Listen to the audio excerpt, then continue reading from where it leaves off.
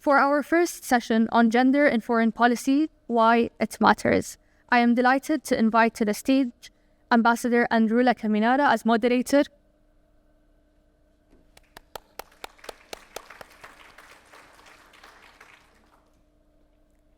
Former President of Lithuania and alumna of the Georgetown School of Foreign Service, Her Excellency Dalia Grybauskaitė.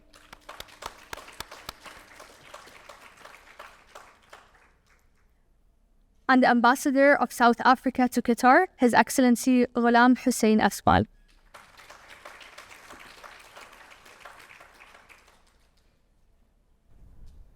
So I'm delighted and honored to be moderating this panel with such prominent speakers looking at gender in foreign policy and why it matters.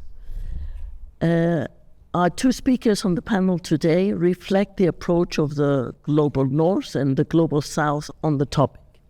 The approaches and the policies that Lithuania and South Africa have taken to gender equality and gender in foreign policy are very, very different.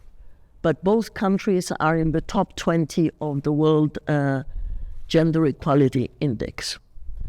I wish I could have the time to read the CVs, but I would just say a few words on each one. The first speaker will be ex-president of Lithuania, Her Excellency Dalia Grybauskaitė. She has broken every glass ceiling that exists and has become the first woman president of Lithuania. I don't know if her black belt in karate has helped in her breaking all of these ceilings, but when she got there, she pushed the bar even higher. So she is the only person of Lithuania that has been voted in twice as president. The second speaker is the South African ambassador, Asmal, whose country has made history repeatedly, not only for its struggle against apartheid and equality, but also since South Africa has recently again made history by filing against Israel at the International Court of Justice for the crime of genocide in Gaza that led to the ICJ to order provisional measures. I will not take more time, and I just would like to give the floor for her introductory remarks. So then I was approached for such topic. I was a little bit surprised because in my region there is no at all discussions about gender in any policies, because it is absolutely clear that gender present everywhere, including in foreign policy. And this is not a problem at all. And taking into account that in our societies, ministers, prime ministers, chairmen of the parliaments are ladies, even defense ministers, finance ministers. So there is no question at all. But then you go a little bit far to the world, you see and realize that this is still the problem. And for some regions, for some countries, to explain that diversity of genders and presentation of women in society, in activity, is an asset for the country, an asset for the region. This is not yet understood equally in some even neighborhood here. And why we are talking about it abroad, mainly giving their own example, how successfully women could work as ambassadors, could work as head of states, could work as negotiators, not necessarily generalizing that only women are the best. No, I'm just saying that diversity gives as a great asset, because the society without such diversity is practically half-headed. And our development of our region showed that women are capable to be not only good in family, but in ruling the countries. And this was and is widely accepted. So from this point of view, we are ready to change our experiences. We're ready to explain how it could be done.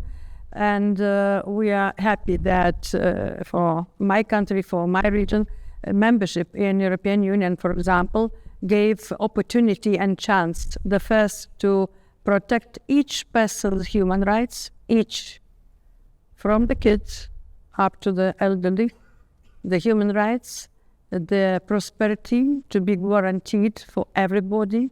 And we, in 20 years, was able to catch up European level of development.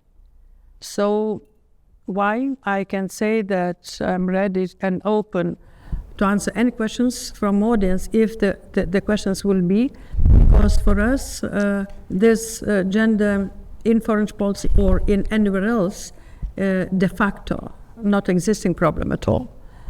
De jure especially, because all laws accept all genders equally.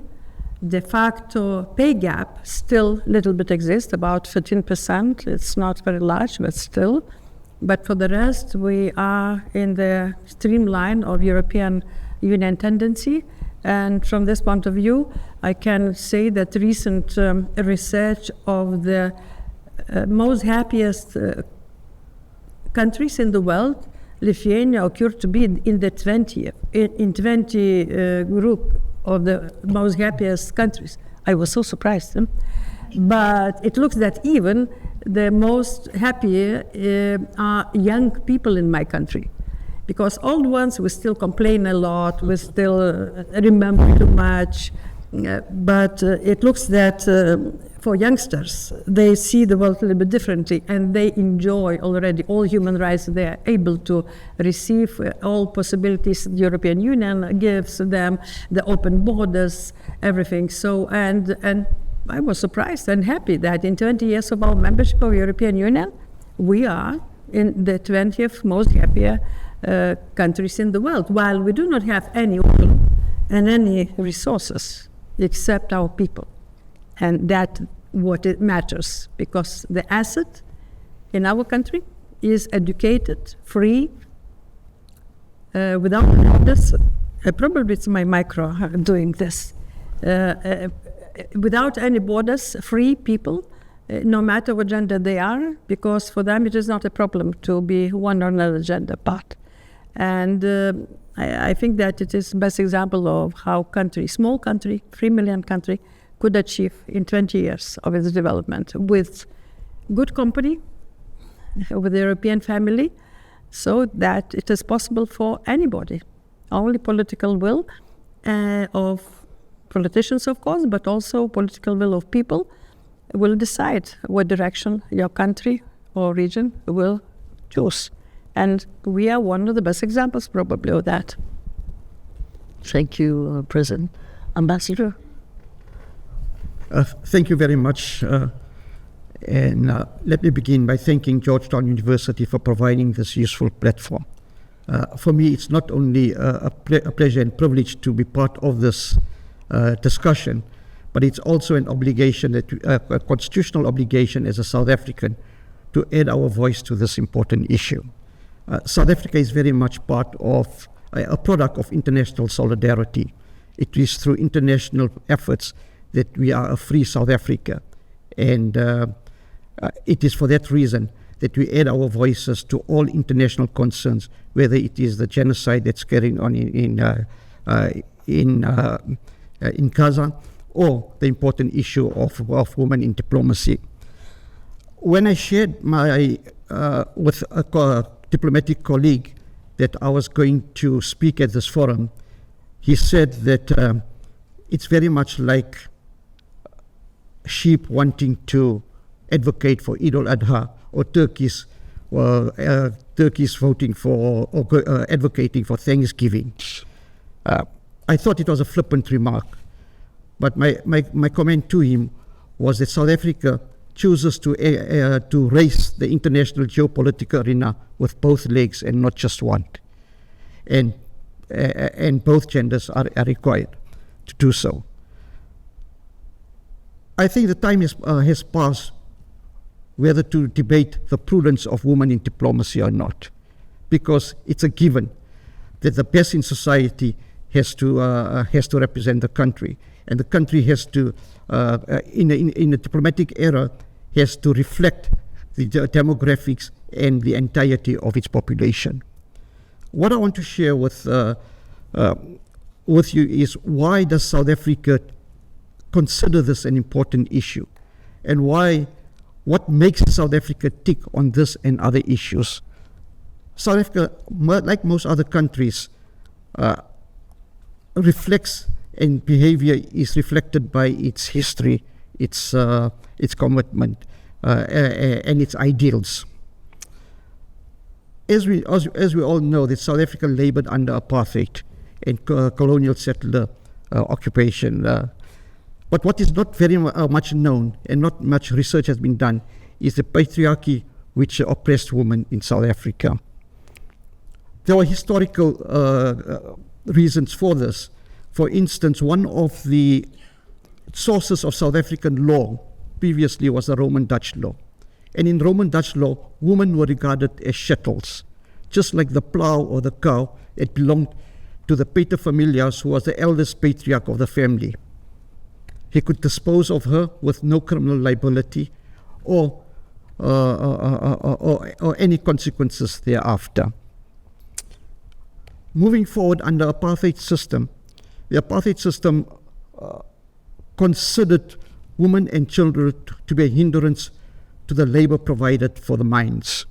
Men were expected to live in single gender hostels and provide their labor to the mines and to the factories, and to build up or feed the industrial system.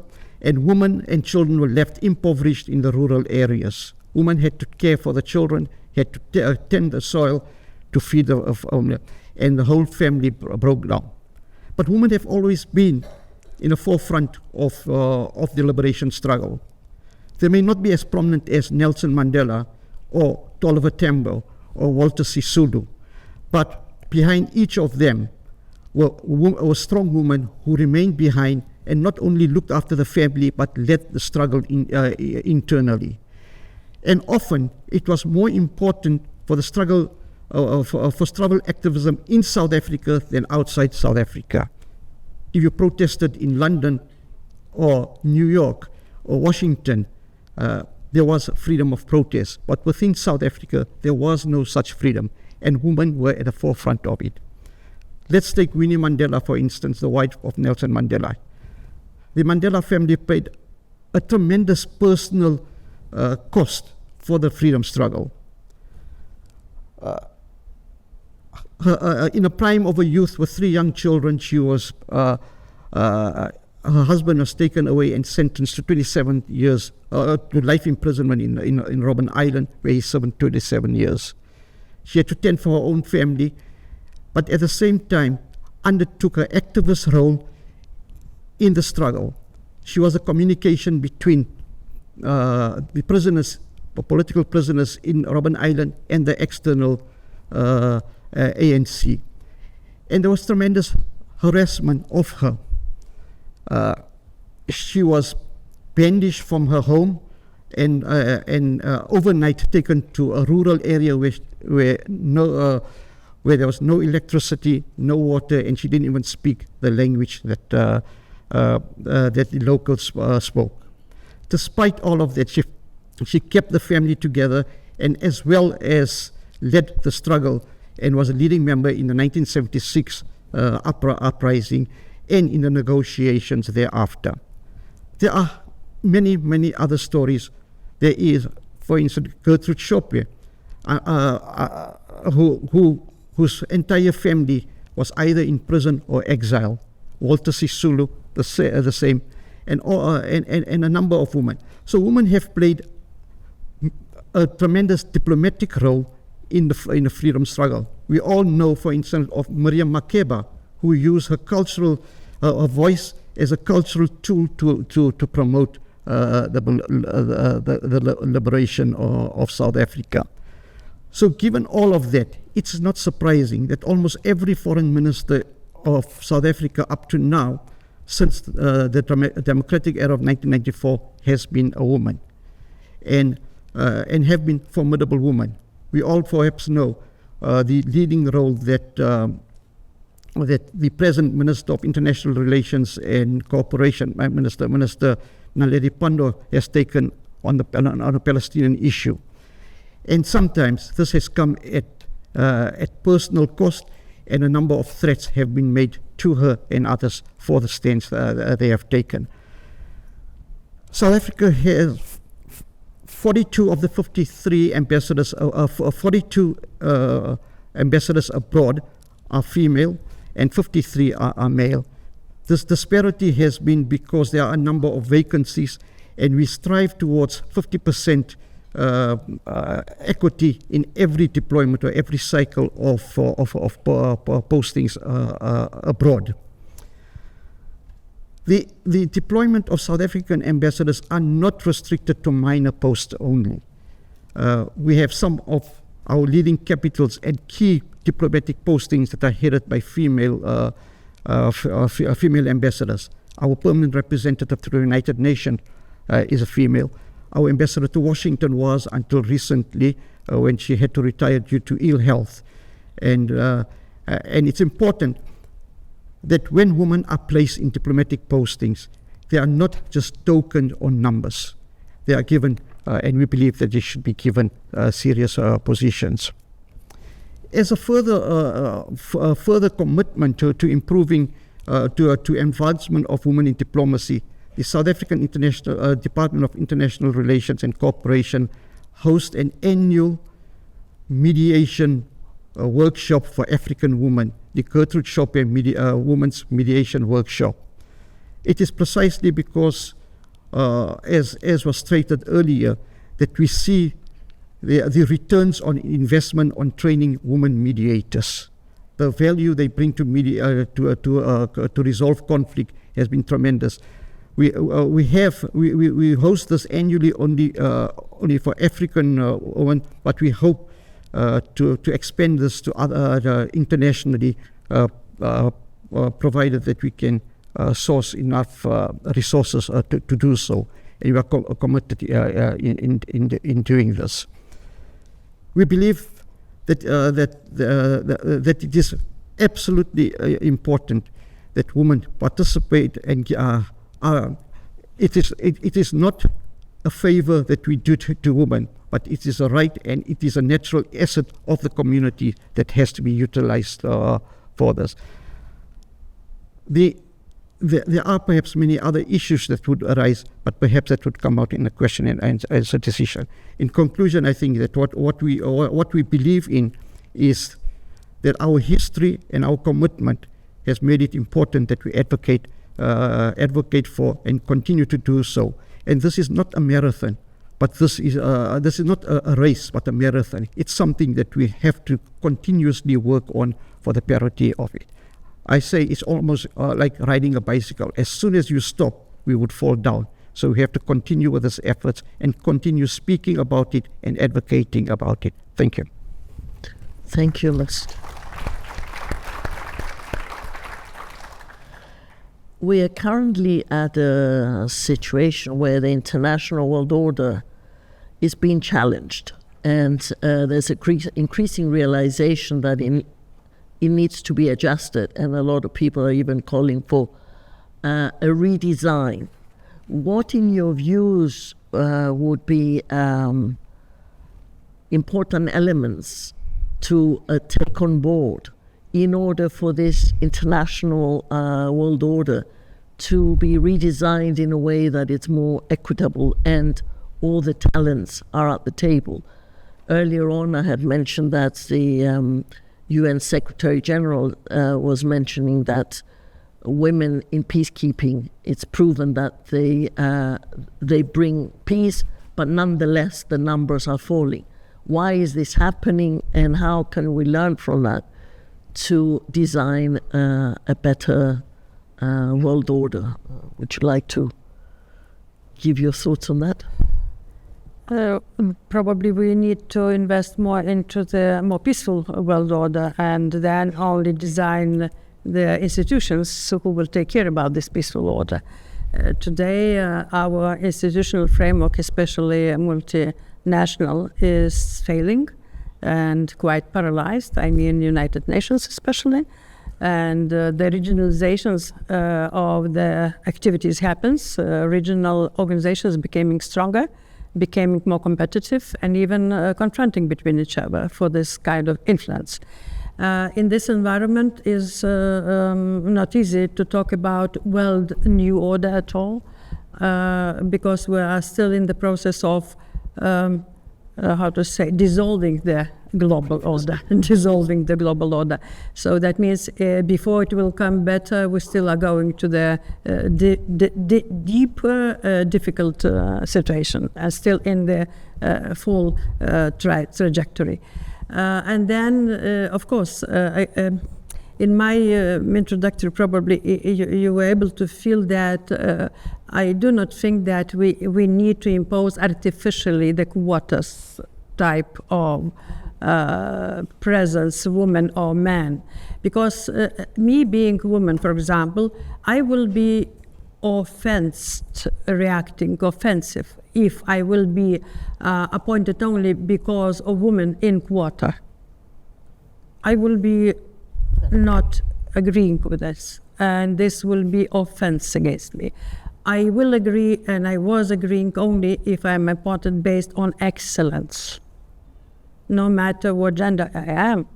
But I was excellent in one or another thing I was doing, and on this basis, I think it is a respectful attitude to the human being. But in some countries, still, we need to go through the stage where quotas are necessary to help women at all to be visible in society, at all to be given education and something. And I don't want to mention one gentleman, one ambassador, who, after we started to speak, left the audience, where girls are not allowed to be educated. No, that's normal that he left the audience. And you know what I'm talking about, you saw him also. So in some regions, it is still societies live in the Middle Ages. But in our regions, fast-growing regions, dynamic regions, I think artificial segregation by quotas is segregation in a way.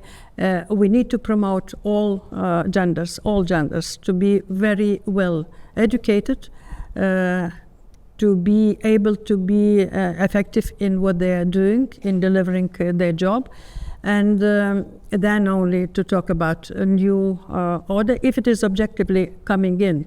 I do not think that new world special security order is not yet objectively rape to come in, and we still will be battling with old structures, complaining that old structures are not very effective. Again, going into more deep regionalization still. This is not very good, but that's what's happening. And in this situation, again, personality will matter, no matter what gender this personality is. That matters in such situation, leadership qualities, and personal ability to take responsibility for the decision, even risking its personal survival, personal good well-being. That's what the world is lacking today. And then we were talking about who will be next UN chairman. I'm saying I don't care, man or woman or anybody else. What matters is that the owners of United Nations are today not willing and wishing UN to be strong. What that means? Yes. That means the selection of the leader of UN will be probably low denominator personality. Low denominator personality to be able to feed into this mood of some groups of member states or the leading member states. And this is, again, will lead for UN, for example, to be, again, ineffective and paralyzed. And that's exactly reflection of lack of world leadership. And here in foreign policy, if you're lacking world leadership, positive one, the bad one leadership are popping up. And we see these conflicts with wars because of the negative leadership is growing and having space to grow, because positive leadership is retreating from the space of international relations, retreating. That's the situation we are today now. And here, of course, no matter what gender leader will be, it takes sacrifice of personal life, sacrifice of private life, family even life, to be able to fulfill their leadership function. And for that, we need personalities who are ready to do this in one or another country or in groups of countries.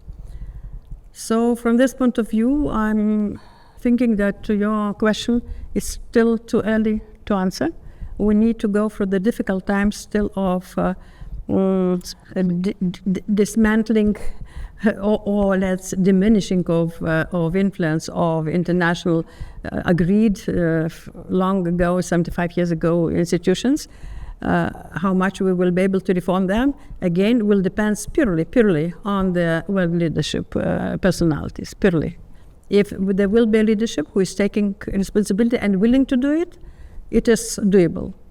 If the leadership today wants international institutions to be weak and not to be efficient, and for them give space to dominate and to do whatever they want, that will be exactly it as it is. Because UN was created after the very difficult times in the world, after the World War time, and it was supposed to serve equally all nations, especially to help smaller nations and guarantee the security in the world.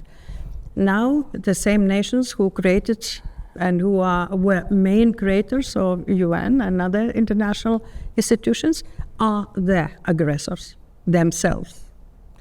So, from this point of view, there's not much to add, and that means that all genders, men or women, supposed and will be needed for such kind of reform and changes in the world. Any gender will matter. Any personality will matter. For that, we need to educate any kid, everybody, because only knowledgeable, educated humans will be able to achieve solutions securing our future. If we will have not doing this, no matter how much we were talking about gender differences, societies will not be able to prosperously develop. And that's the goal, I think, also at Georgetown University, to try to educate as much as possible. And foreign policy studies are very important because they're giving a lot of skillful tools to perform and achieving your goals. But here, all genders matters. And here I cannot say that one or another gender is better. All genders matters because personality matters. Personality and excellence of this personality matters. That's who will be able to be a good leadership and responsible leadership to make a difference in the world. But for that, we are not yet raped, or we're not yet in place for such kind of conditions. Thank you. Ambassador, I know the African Union has quotas for women and men commissioners.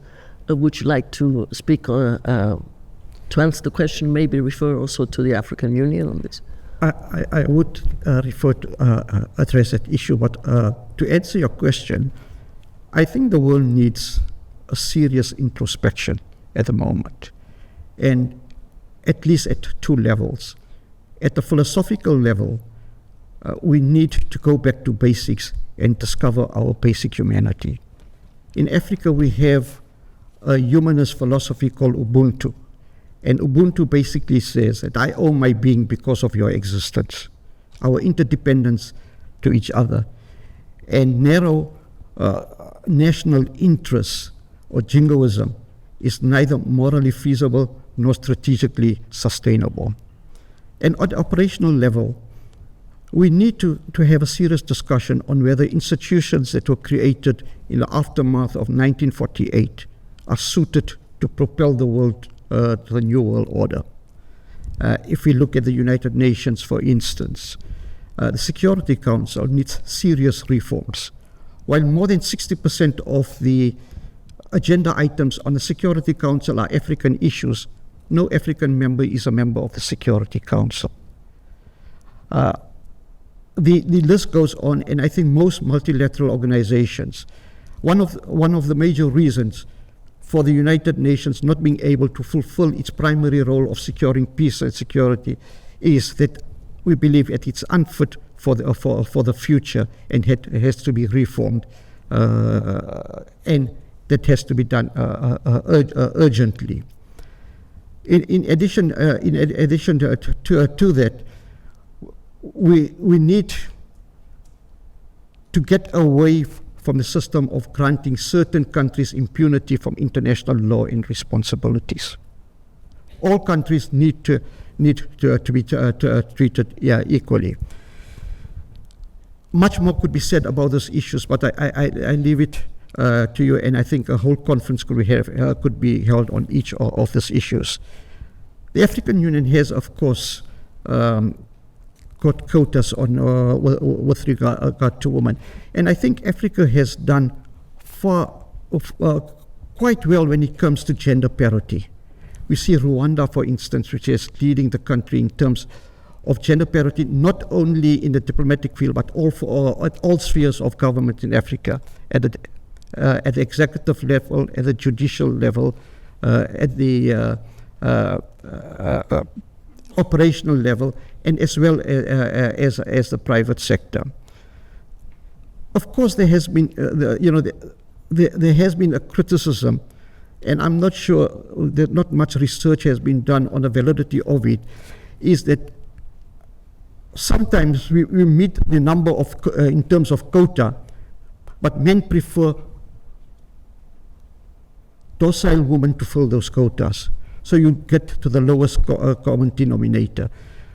But that doesn't necessarily have to be, because with the African Union, for instance, we had Minister Nkosazana Zuma, who led the African Union, and by all accounts, she led it effectively. It's always a it's always an escapism by people who want to avoid the advancement of women, to focus on the negatives, on negatives, and point out the weakest link, whereas the same criteria is not used for men. It is important that the institutions that we have and the diplomatic representation that we have reflect the communities that we come from and the societies that we come from, and it cannot be done so either with the exclusion of women or setting higher standards for them, or using different criteria for it.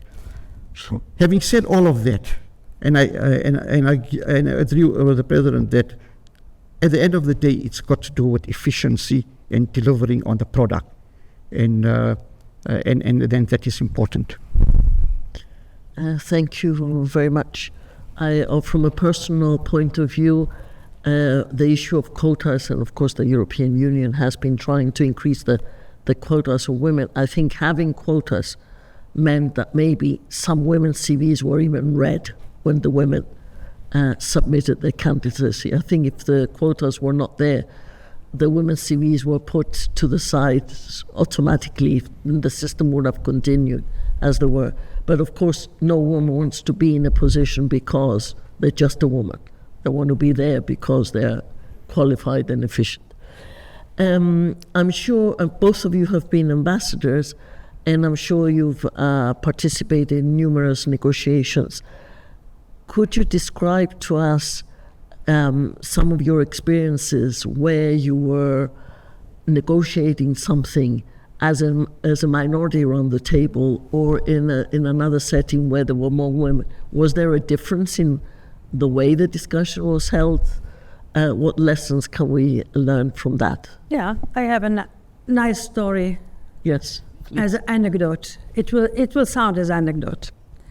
I was working in Foreign Office and negotiating investment treaties for my country in beginning of 90s, and trade agreements and so on. And I will not say concrete country, not offending any country.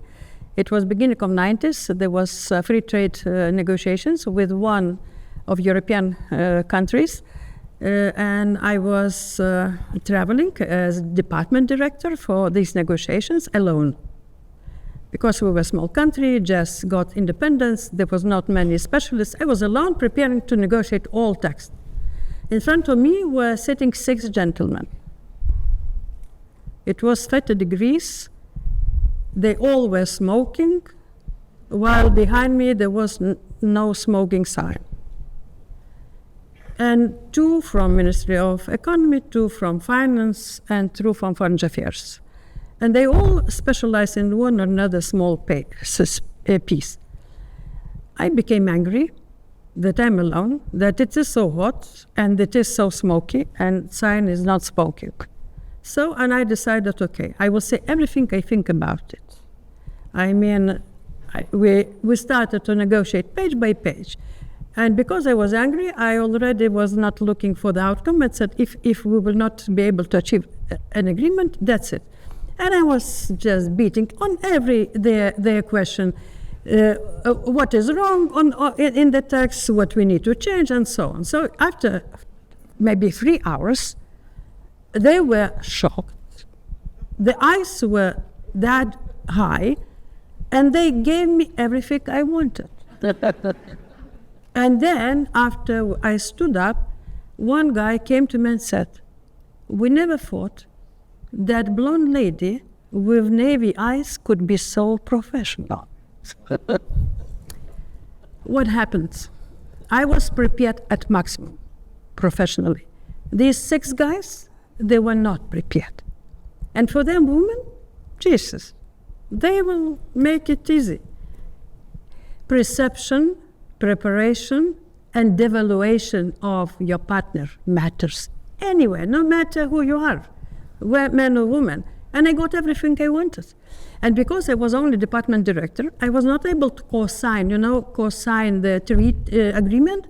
I was supposed to find ambassador in this country, my ambassador, and he was in hospital. We brought him to co-sign this before they changed their mind.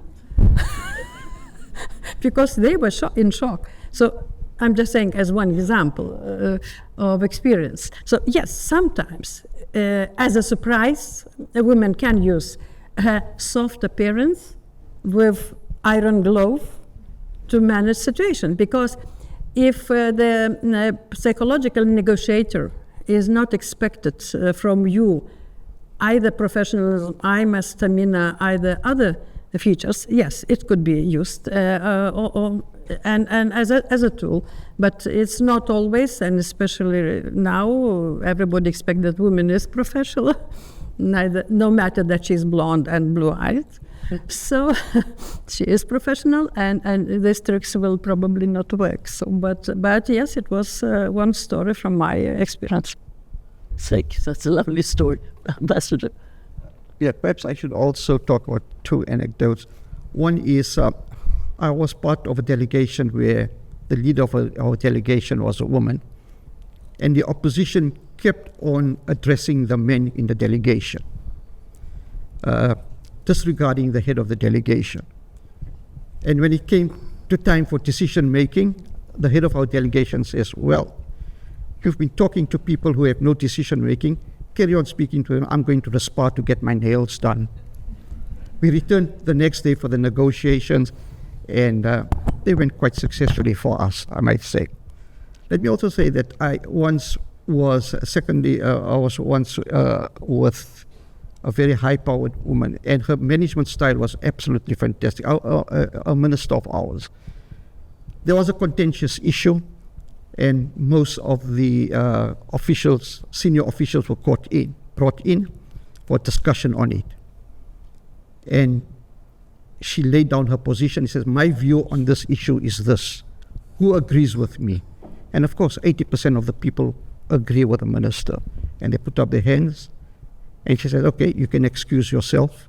Go back to your offices. Those who disagree, why don't you agree? And we negotiated and formulated a position. So I think, I don't think that's specific to gender, but it's got to do with management style. But when you do not respect your opposition because of who they are, because of their gender or that, you pay a price for it. And that is a lesson that I think that a takeaway from these incidences. Thank you. Please, you are able to submit questions if you scan the QR code we will try and have also a couple of microphones available if people want to ask questions, but I will continue with my questions, and then the audience can come in. In most countries, there are policy documents describing how foreign policy is done, how development cooperation should be done, what are the priorities of these that should be achieved. In your experience, what are the most effective policy instructions, policy guidance in order to achieve not just internally more women in the foreign service, but what each country does vis-a-vis other countries? What is the foreign policy, for example, Lithuania, vis-a-vis a country that is hugely discriminating against women? What is the policy of South Africa and how that is addressed? Is there, in these policy guidelines, do you have these targets set, and what is their content? I'm not sure that we have such policy because as we do not have problem on gender issues at home, and we are not intervening into other countries' situations, our policy on this is in the streamline of European Union policy. So when we're keeping the same guidelines as European Union does. So from this point of view, we do not have such kind of policy on gender or for women or something, because it is not real an actuality of discussions in our country. Our policies today and recently is about security, about helping Ukraine, about investing into our defense. That's our policy we are talking about. And other policies, we just are in the framework of European Union policies, and we keep supporting them and keep participating them, but not directly as a country, but via European channels. But for example, on EU development cooperation, there are clear guidelines on targeting mainstreaming gender equality in most of the things that we're doing. We're just supporting it, supporting. Thank you. We do not have much financial resources to be active, but we're just supporting the idea, and it's not very active, our activity in the side, I will say. Okay, Ambassador? I think from the South African perspective, it's not only a policy, but it's a constitutional imperative that previously disadvantaged and vulnerable groups need to be assisted and given preference. Interestingly, if we look at the preamble of the Constitution of South Africa, it talks of,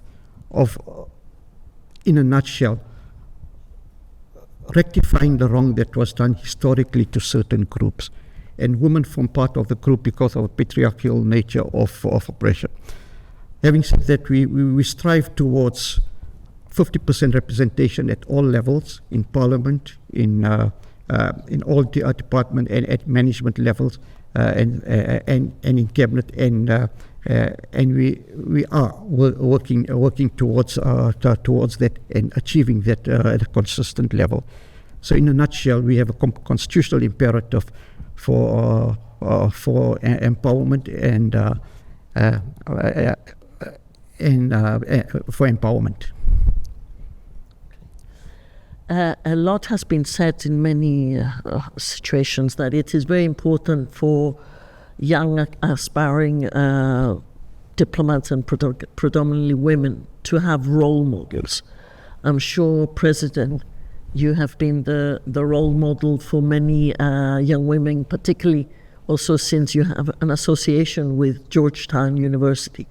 How important were role models in your life, in your success to break all of these glass ceilings? For me, it was important, as for everybody probably. From the young times, you're reading biographies, you're learning. I was reading, and for me, inspiration was from Thatcher. She was able to achieve a lot of goals. Then, opposite, I was also interested in some philosophy of Indian scholars. on peaceful tools how to achieve their goals. So this, of course, influences you as personality during your growth and development.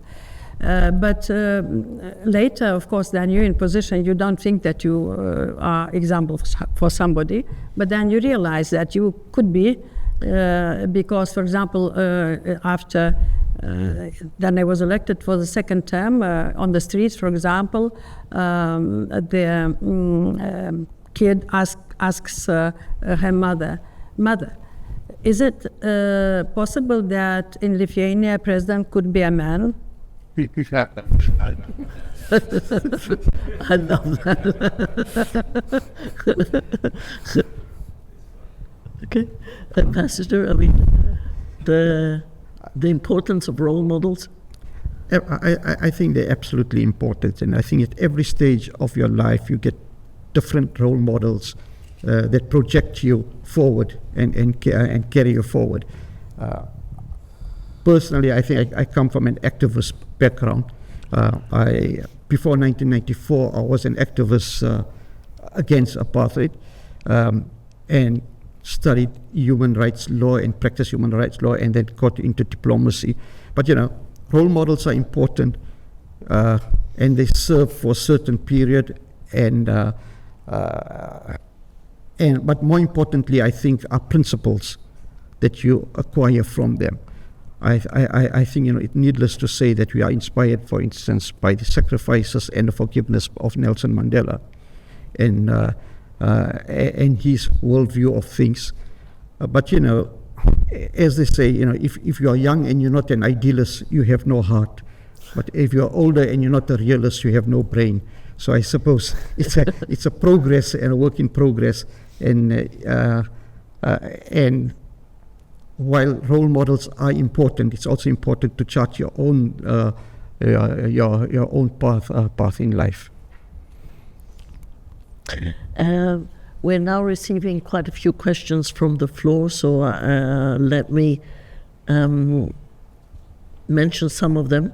How can an idea like Ubuntu help the international community see gender as not only about identities of people, but about the ways they act and the roles they assume in relation of one to another? Would the ambassador like to it? It's the concept of Ubuntu is it's a humanist concept, and it's not unique to Africa or to South Africa.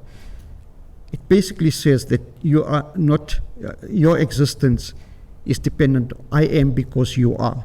That is, my existence is dependent on you, and it shows our interdependence. While we are dangerously moving in the international arena towards national interest and marginalization and borders and so on, I think there is a need for a more humanitarian or universal value system to emerge. We have so much. The emphasis now is more on our differences than our common humanity, and we need to go back to basics and go back to our common humanity and look at the problems that we face together as humanity: climate change, hunger, poverty, inequality, inequality between nations and within nations, law and order, gender-based violence.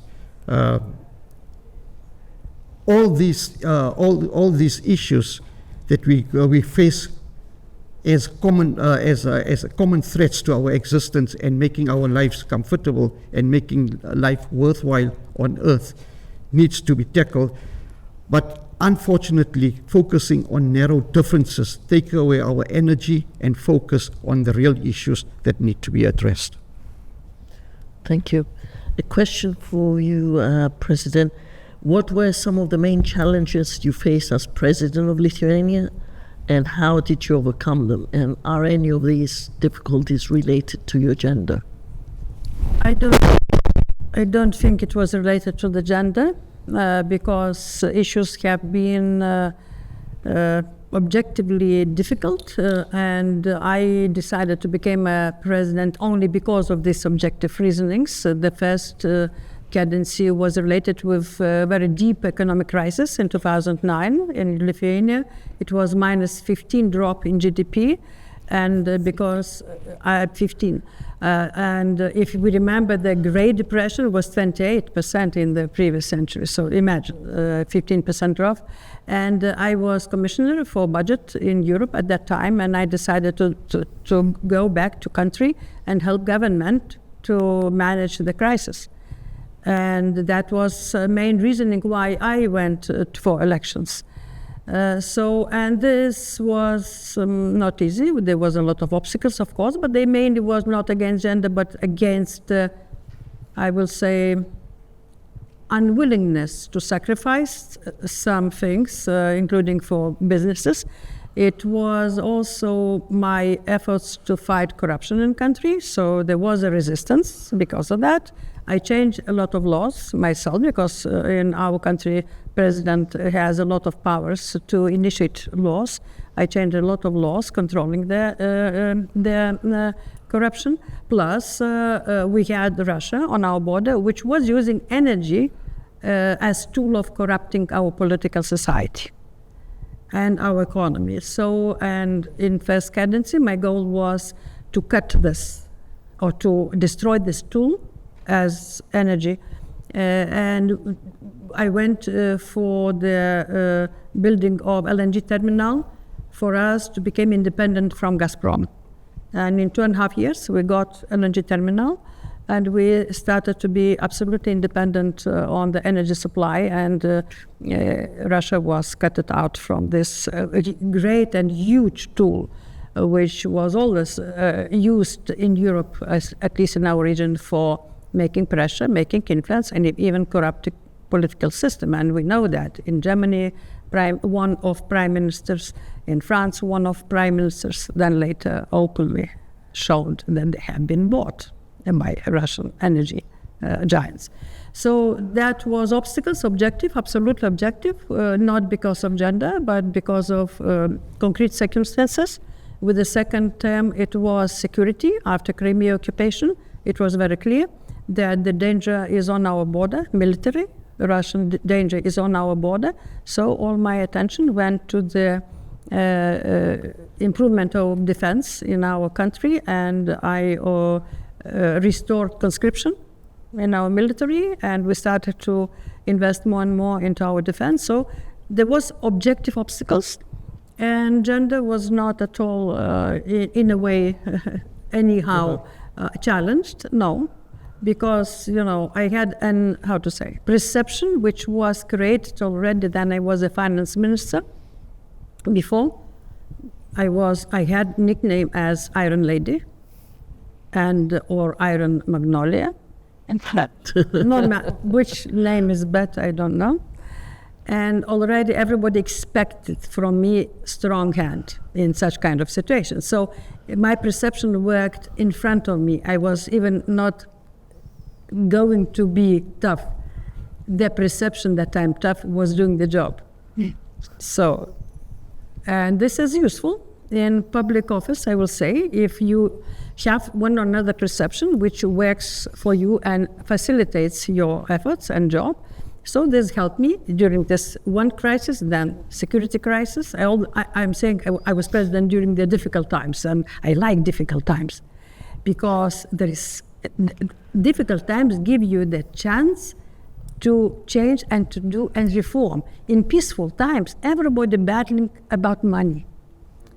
In crisis, everybody battling about the survival. And it is for a leader at all easier to rally people behind the flag. For example, battle crisis, battle energy independence, even if it is more expensive, but you will become independent from the country which is hostile to you, and people are ready to pay even more for freedom and for security, and then, of course, invest directly into military security because of threats. So it is easier for a leader to use these objective reasonings and to manage. And it's no matter what gender you are, At least I felt that way. I don't know how others felt around me. That's another matter. But I didn't felt any resistance. Opposite, I think the same as from previous example. Never underestimate women in front of you. Really? So, Exactly. be prepared. If woman is strong and prepared to do the job, so don't underestimate it. I'd like to reverse that question for the ambassador. In your career, being a man, how has that manifested in being a disadvantage ever? Have you felt that it would have been easier in certain situations if you were a woman? It's not a question often asked, but why not? You know, I've been fortunate in our career that we were forging a new country and getting embarking on new ways. So all these insecurities, we didn't have the luxury to wallow in these insecurities. We had a job to be done, and we had to get the best hand forward to it. And it never bothered me whether my superior was a woman or a man, as long as the purpose was served and the direction was right. It served me well, and at the end of the day, I think, you know, in your careers, and I tell people this all the time, that it's not so much the money you make or the glory you make, but the satisfaction you get out of your career. And if you know that you've served your country, and you represent a country that there are certain expectations from, you know, the expectations from South Africa that they will always take the part of the underdog and stand for justice independently. So I think those are the satisfactions that you go away with. Thank you. There's a very interesting question about the media and the role of the media, and President, you talked about perceptions. Now, to the role of the media, there is now the whole new world with the social media, and how the two gender are not treated equally, and quite often you have women politicians or women journalists being disproportionately more attacked. So in the social media, how have you handled the media, and what are your advice to others going down this path on how to handle the potential negative backlash of media and social media on women?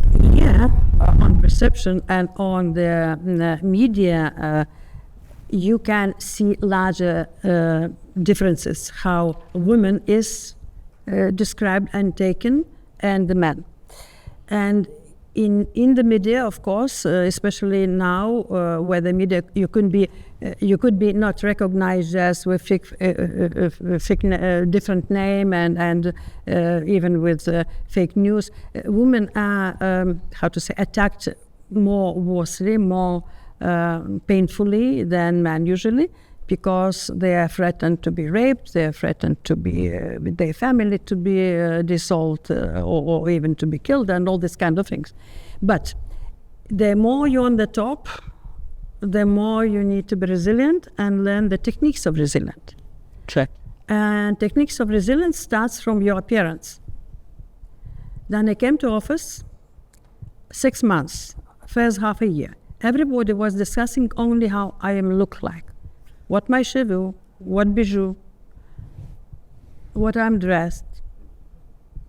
And even then I was entering out from the car, journalists were lying on the floor and photographing my legs.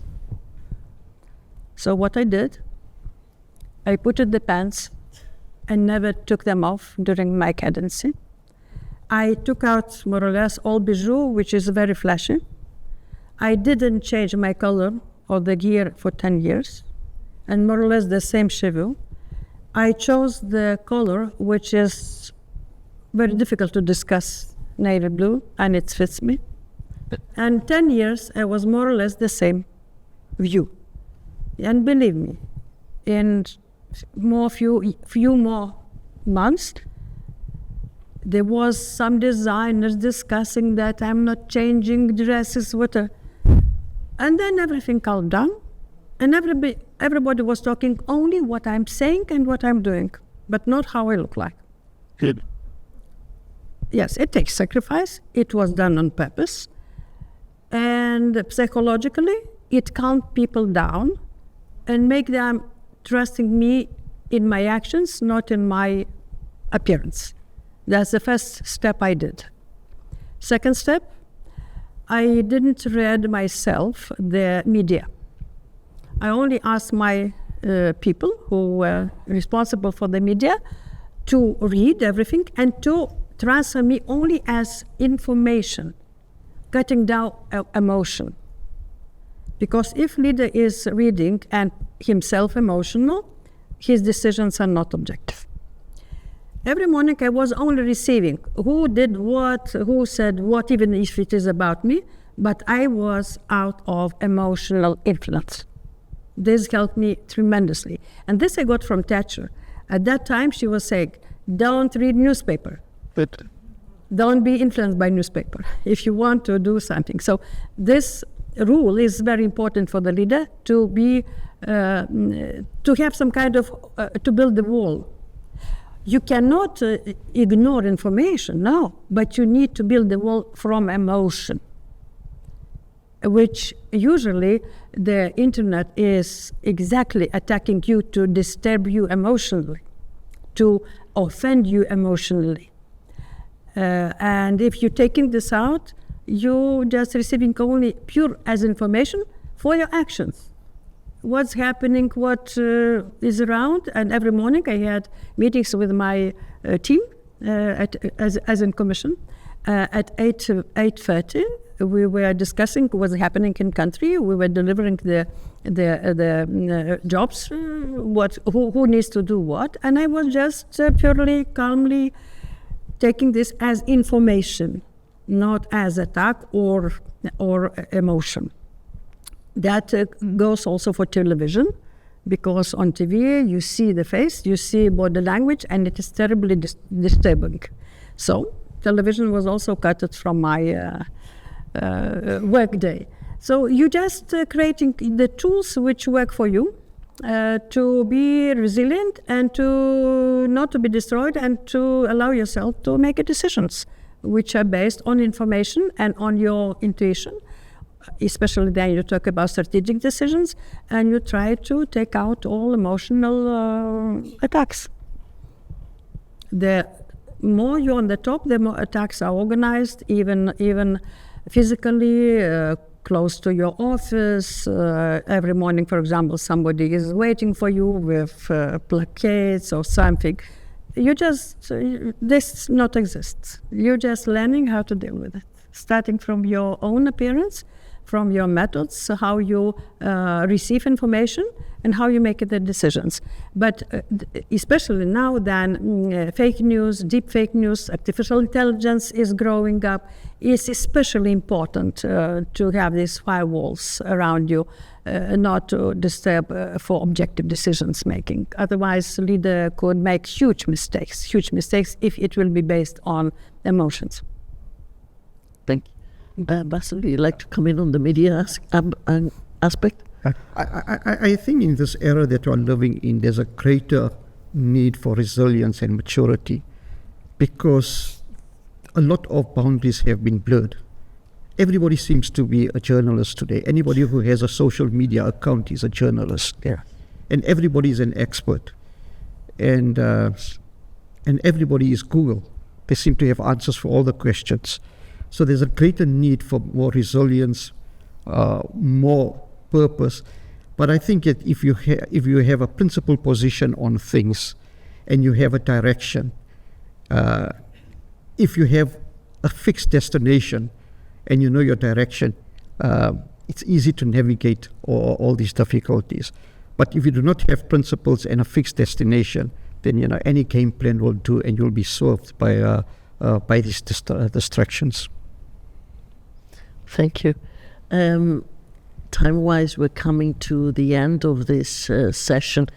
It's very difficult to, let's say, summarize all the comments, but some of the things that I can see, advice to new diplomats or anybody aspiring to high positions. I think you were very, very clear, President, that the road to high office for women particularly is through a certain level of sacrifices, and sacrifices vis-a-vis what being a woman actually means. Sacrificing my jewelry would be very important for me, for example.